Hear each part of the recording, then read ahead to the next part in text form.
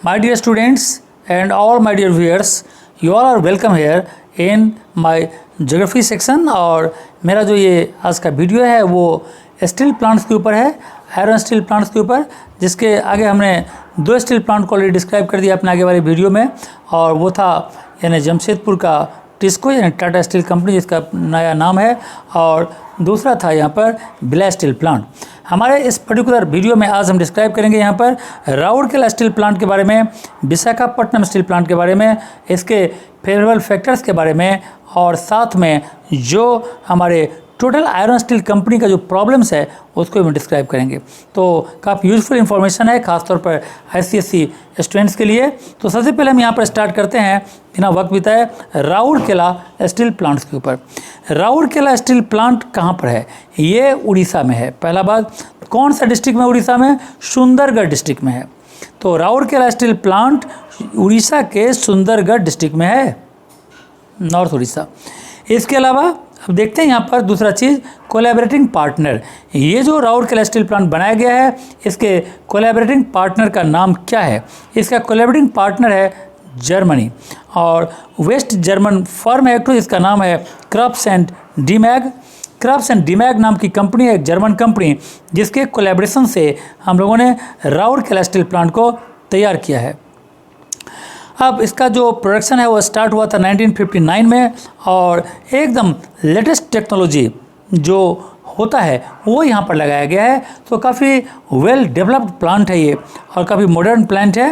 It has contributed special steel for vehicles, किसी गाड़ी को बनाने के लिए जो काम होता है। इसके अलावा इंडियन स्पेस सैटेलाइट प्रोग्राम में भी उसके बहुत सारे पार्ट्स यहाँ पर बनते हैं, तो काफ़ी इम्पोर्टेंट है। इसके अलावा कहें तो रेलवे का वैगन, बॉयलर, रेलवे का कोच, शिप बिल्डिंग वगैरह सब काम इसी फैक्ट्री में होती है।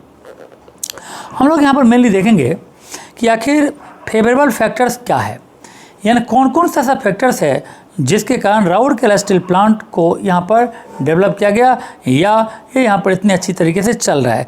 सबसे पहले हम लोग देखते हैं कि इसका जो रॉ मटेरियल है आयरन ओर। आयरन ओर इसको उड़ीसा में ही मिल जाता है, उड़ीसा में ही ये फैक्ट्री भी है, और उड़ीसा में मिल जाता है। उड़ीसा का दो डिस्ट्रिक्ट, सुंदरगढ़ और कौंझार डिस्ट्रिक्ट, जो यहाँ से लगभग 77 किलोमीटर दूर है, वहाँ से उसे आयरन ओर सप्लाई हो जाता है। दूसरा है कोल। कोल यहाँ पर झरिया से जाता है, झरिया झारखंड में है, और यहाँ से लगभग ज़्यादा नहीं 220 किलोमीटर दूर है। तो कोयला यहाँ से ईजिली इसको मिल जाता है। तालचर और कोरबा कोल फील्ड भी इसके अलावा है। इसके अलावा देखें तो इसका जो पावर सप्लाई है वो इसको हीराकुड प्रोजेक्ट से मिलता है, जो भी काफ़ी दूर नहीं है, इसका नज़दीक में है, 150 किलोमीटर है। इसके अलावा जो इसका जो रॉ मटेरियल जैसे मैग्नीज है, ये इसको मिल जाता है बराजमाड़ा से। डोलामाइट मिलता है भरद्वार से, हीमी माइंस मध्य प्रदेश से, और लाइमस्टोन मिलता है इसको बिरमित्रापुर से। वाटर सप्लाई के लिए जहाँ तक सवाल है, इसको ब्राह्मणी रिवर, वहाँ पर एक रिवर है, काफ़ी फेमस रिवर है ब्राह्मणी रिवर, उससे वाटर सप्लाई होता है। और यहाँ पर चूँकि उड़ीसा, बिहार, यूपी वगैरह से काफ़ी लेबर यहाँ पर इजीली अवेलेबल हो जाता है, तो चीप लेबर इज अवेलेबल है। और ये पूरी तरह से ट्रांसपोर्ट फैसिलिटीज़ के नाम पर भी डेवलप है। ये पूरी तरह से कोलकाता से कनेक्टेड है, रोड के द्वारा भी और रेलवे के द्वारा भी। तो कोलकाता चूँकि अपने आप में एक बहुत बड़ा मार्केट है, तो इसको कोलकाता में पोर्ट फैसिलिटीज़ भी है। तो ये सब कारण से यहाँ पर रॉ मटेरियल का मूवमेंट होना और फिनिश गुड्स के मूवमेंट होने में भी ये काफ़ी मदद करता है। तो काफ़ी यहाँ पर फेवरेबल फैक्टर्स है।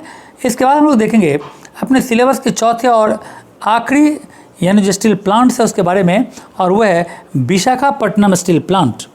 विशाखापट्टनम स्टील प्लांट, जैसा पहले तो ये इन्फॉर्मेशन चाहिए कि विशाखापट्टनम कहाँ पर है। ये आंध्र प्रदेश में है, और ये प्लांट जो है वो विशाखापट्टनम आंध्र प्रदेश में है।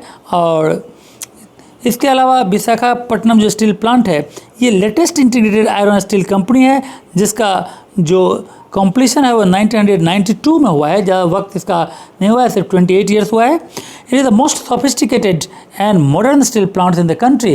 ये हमारे देश का सबसे यानी मॉडर्न प्लांट है विशाखापट्टनम स्टील प्लांट, और इसका जो लोकेशन है वो भी काफ़ी यूनिक है, क्योंकि यहाँ पर शी पोर्ट भी है।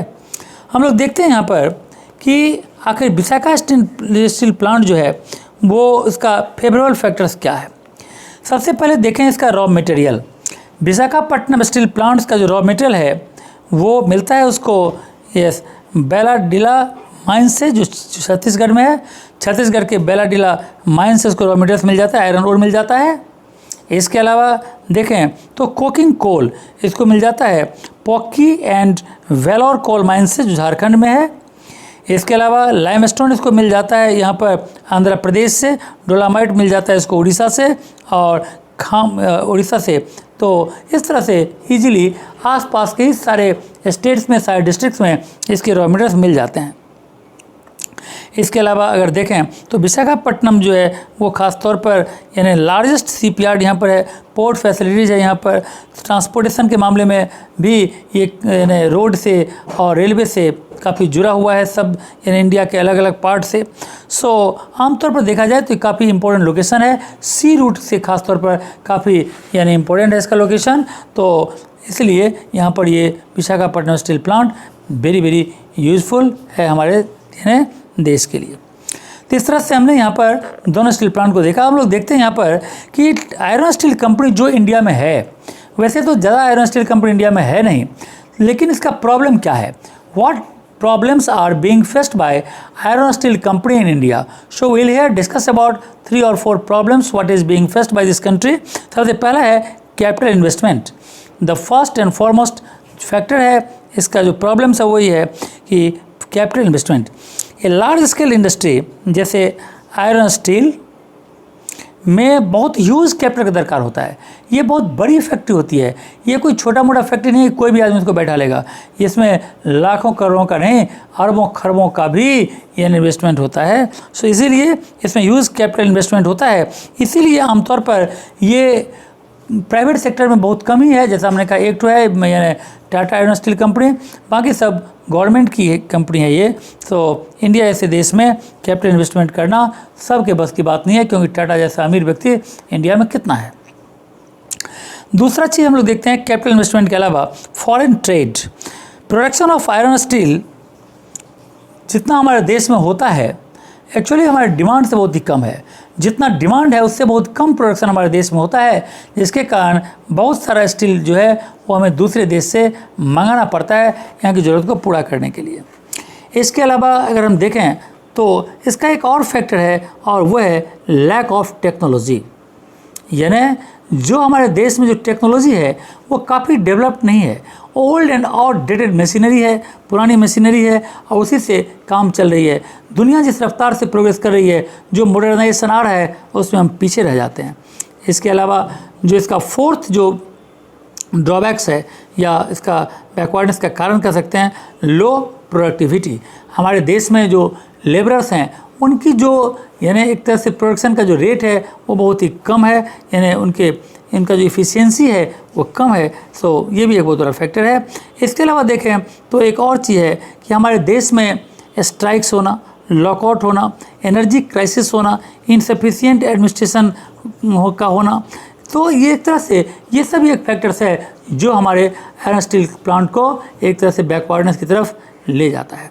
यानी frequent strike and lockouts are also very prominent reason for the backwardness of iron steel company and this is the basic problem। तो ये सारे के सारे जो फैक्टर्स हैं जो हमने देखा यहाँ पर कि इसके कारण हमारा स्टील कंपनी सफ़र कर रहा है। तो इस वीडियो को हम लोग यहीं पर ख़त्म करेंगे और इस तरह से आयरन स्टील प्लांट से रिलेटेड जितना भी था उसको हम लोगों ने डिस्कस कर लिया है और इसको हम लोग बार बार देखते रहेंगे, तो हमारे एग्ज़ाम के लिए ये काफ़ी यूज़फुल होने वाला है। सो अगर ये वीडियो तुम्हें अच्छा लगा हो तो इसे ज़रूर लाइक करेंगे, शेयर करेंगे और अगर अभी तक सब्सक्राइब न किया हो तो ICSE में अच्छा नंबर पाने की गारंटी के लिए एक ही है कि इस चैनल को सब्सक्राइब करना चाहिए और यहाँ पर तुम्हें हर तरह के वीडियोज़, हिस्ट्री, ज्योग्राफी, इंग्लिश वगैरह के वीडियोज़ तुम्हें मिलते रहेंगे। So okay, thank you and God bless you.